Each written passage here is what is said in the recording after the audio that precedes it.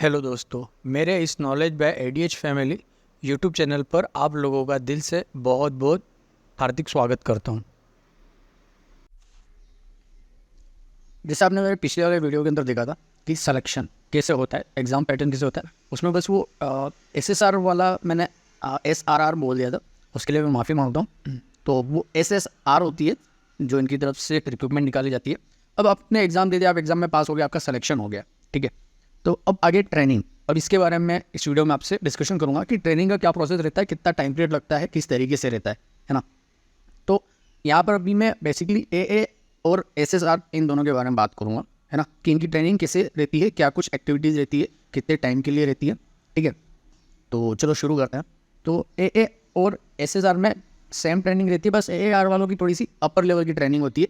ये 3 पार्ट के अंदर डिवाइडेड होती है, 6 महीने की, टोटल 18 महीने की आपकी ट्रेनिंग होती है, जिसमें पहला पार्ट होता है बेसिक फिजिकल होता है, और सेकंड 6 महीने जो होते हैं वो आपका प्रोफेशनल ट्रेनिंग होती है, और अगले 6 महीने जो होते हैं वो शिपमेंट की होती है, जो शिपमेंट या सबमरीन के अंदर आपकी ट्रेनिंग होगी, जिस भी डिपार्टमेंट में आपका सिलेक्शन होगा वहाँ पर आपकी वो ट्रेनिंग होगी।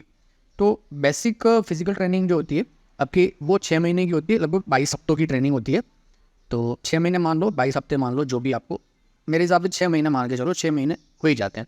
उसमें कोई ज़्यादा वो नहीं होता है। इसमें 9 डिविजन्स होते हैं, आपको 9 पार्ट के अंदर डिवाइड कर दिया जाता है, 9 ग्रुप बना दिए जाते हैं। उन ग्रुप के अंदर आपस में कंपटीशन होता है, उन 9 ग्रुप्स के बीच में जहाँ पर आपकी ट्रेनिंग होती है, वहाँ पर आपस में जो भी 9 ग्रुप होते हैं वो आपस में कंपटीशन करते हैं। वो 9 फैमिलीज होती हैं जिन्हें आपस में वो किया जाता है, जिसमें क्या है कि हर ग्रुप के ऊपर डिपेंड करता है कि उसका ग्रुप कैसा है, उसके अंदर जो भी कैंडिडेट इकट्ठे किए गए, जिनको बनाया गया है उस ग्रुप के अंदर, तो वो एक की गलती मतलब पूरे ग्रुप की गलती मानी जाती है, एक का अच्छा काम तो पूरे ग्रुप का अच्छा काम, ये इस तरीके से ट्रेनिंग के अंदर चलता है। और बेसिक होता है, पूरा फिजिकल होता है बेसिक लेवल पे। इसमें सिंपल आपके 3 आपको ड्रेसें दे दी जाती हैं, आपके पास में 3 ड्रेस होती हैं। जैसे आप ट्रेनिंग के अंदर जाएंगे तो सबसे पहले तो आपका पूरा सामान ये लोग ले लेंगे, लॉकर के अंदर रख देंगे, आपके पैसे वैसे जो भी है वो सब कुछ रख लेंगे। बस वहाँ पर आपको ड्रेस दे दी जाएगी, और वही ड्रेस पहननी है आपको। एक वाइट कलर की होती है, एक ब्लू कलर की होती है, और एक आपकी पीटी होती है। ये 3 ड्रेस होती है, इन 3 ड्रेस के अंदर ही आपको रहना होता है। वहाँ पर आपको किसी भी प्रकार का अलग से कुछ भी नहीं दिया जाता, और सारा फूड और ये सारी फैसिलिटी वहाँ पर रहती है। और यहाँ पर ट्रेनिंग के अंदर मॉर्निंग में सुबह उठना है, सुबह उनका जो टाइमिंग होता है सुबह 4 साढ़े 4 के आसपास शायद टाइमिंग रहता है, उस टाइमिंग पर आपको उठना है, पूरी तरीके से फ्रेश होना है। उसके बाद में आपकी काउंटिंग होगी, उसके बाद आपकी पीटी होगी, पीटी होने के बाद में आपका लंच होगा, लंच होने के बाद में फिर आपकी काउंटिंग होगी, हेड काउंटिंग की पर ग्रुप के अंदर कितने क्या है, और उसके बाद में फिर आपका स्टडी होगा। स्टडी के बाद में वापस हेड काउंटिंग होगी, और आपको डिनर करवा करके हेड काउंटिंग करके सोने के लिए जाना होगा। दिन में कम से कम 3 बार तो हेड काउंटिंग होती है, उससे ज़्यादा बार भी हो सकती है, बट मिनिमम 3 टाइम तो हेड काउंटिंग होती है। मतलब हर ग्रुप के अंदर जो भी लोग हैं उनके बारे में होता है, टेक टाइमिंग पर पहुँचे नहीं पहुँचे, ये सारी यहाँ पर चेक की जाती है कि बंदा फिजिकली कितना स्ट्रॉन्ग है, टाइम मैनेजमेंट कितना है, ये सारी चीज़ें यहाँ पर इसके ट्रेनिंग पीरियड के अंदर होता है। और यहीं पर देखा जाता है कि बंदा आगे सर्वाइव कर सकता है या नहीं कर सकता है। तो ये 6 महीने की ट्रेनिंग पीरियड पूरी होने के बाद में आपको 1 महीने की छुट्टी दे दी जाती है। इन 6 महीने के बीच में आपको किसी भी प्रकार की छुट्टी नहीं दी जाती, किसी भी प्रकार की लीव नहीं मिलती। चाहे आपकी फैमिली में कोई भी हादसा हो गया हो, चाहे आपके फादर मदर सिस्टर ब्रदर शादी हो, या किसी भी तरीके की कैजुअली कुछ भी हो गया हो, तो आपको छुट्टी नहीं मिलेगी। ये तो आप नोट कर लीजिए कि यहाँ पर छुट्टी तो आपको किसी भी हालत में नहीं मिलेगी। तो आपको 6 महीने कंप्लीट ट्रेनिंग करनी होती है। उसके बाद आपको पूरे 1 महीने की आपको छुट्टी दी जाती है। वो छुट्टी से पहले आपका एक पीओपी होता है, पासिंग ऑफ परेड, उसमें अंदर आपको अलॉट कर दिया जाते हैं आपके डिविजन्स। ए वालों के डिविजन्स अलॉट कर दिए जाते हैं, और एसएसआर वालों के अपने अपने डिविजन्स अलॉट कर दिए जाते हैं। वहीं पर कि कौन किसके अंदर बेस्ट है उस तरीके से सेलेक्ट किया जाता है। इसमें आपका कोई भी रोल नहीं होता है, पूरी तरीके से वहाँ पर ट्रेनिंग देने वाले जो भी अफसर होते हैं उनके हाथ में होता है कि किसको किस डिवीज़न के अंदर ले करके जाना है ना। इन डिविजन्स में सिलेक्शन होने के बाद में आप लोगों को 1 महीने की छुट्टी दे दी जाती है, और वहीं पर आपको बता दिया जाता है कि 1 महीने की छुट्टी के बाद में आपको किस डिवीज़न में कहाँ पर जाना है, और कहाँ पर आपकी अगली प्रोफेशनल जो ट्रेनिंग होगी 6 महीने की वो आपकी कहाँ पर होगी, है ना। तो उस पीरियड के अंदर आपको पूरी तरीके से गाइड कर दिया जाता है कि आपको कैसे क्या होगा, है ना। तो वो परेड होती है, आपको बेच दे दिया जाता है एक तरीके का, आपको एक ड्रेस दे दी जाती है कि आपका सिलेक्शन हो चुका है फाइनल, अब आपकी प्रोफेशनल ट्रेनिंग होगी, और आपको 1 महीने की छुट्टी दे दी जाती है। और 1 महीने के बाद में आपको बता दिया जाता है कि 1 महीने वही में बता दिया जाता है कि आपको 1 महीने बाद में कौन सी लोकेशन पर जाना है, और आपकी प्रोफेशनल ट्रेनिंग किस डिवीज़न के अंदर होगी। और उसमें टोटल 6 टाइप के डिविजन्स होते हैं। इसमें मेडिकल, लॉजिस्टिक, एविएशन, इलेक्ट्रिकल, उसके बाद में इंजीनियरिंग और एग्जीक्यूटिव, ये इस टाइप के 6 डिविजन्स होते हैं, जिसमें एक को थोड़ा सा टेक्निकली ज़्यादा वो दिया जाता है, ट्रेनिंग के अंदर ज़्यादा फोर्स किया जाता है और ज़्यादा सिखाया जाता है, क्योंकि वो एक टेक्निकल टीम होती है। और SSR टेक्निकल, उतनी टेक्निकल टीम नहीं होती है जितनी AAR होती है। उनकी सैलरी भी ज़्यादा होती है और उनका वर्किंग पीरियड भी ज़्यादा होता है। एक की वर्किंग जो होती है, जॉब टाइमिंग, वो है उनका 20 साल का, और SSR का वो रहता है 15 साल का, है ना।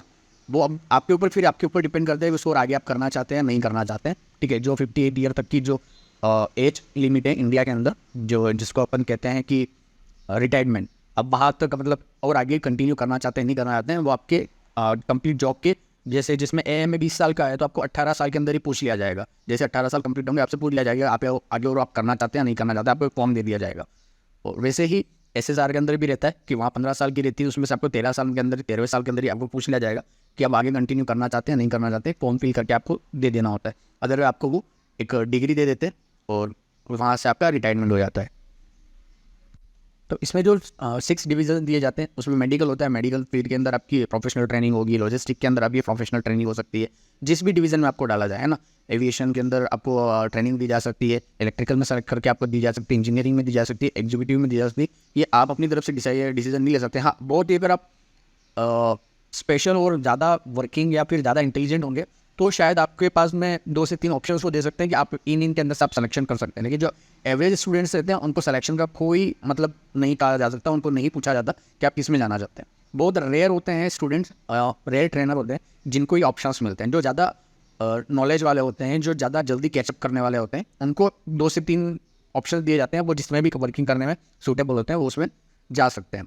मेडिकल वाले नर्सिंग में जा सकते हैं, लॉजिस्टिक वाले राइटिंग में भी जा सकते हैं, उसके बाद में वो कपड़ों से लेकर के हर चीज़ का मैनेजमेंट करना, बुक्स, स्टडी, जो भी मतलब वहाँ का जितना भी डिपार्टमेंट है, जितने भी वहाँ पर लोग होते हैं, उसमें उनकी जितनी भी रिक्वायरमेंट्स रहती है, उस लॉजिस्टिक को संभालना, उस लॉजिस्टिक की काउंटिंग करना, कम ज़्यादा, वो उसके अंदर जाते हैं।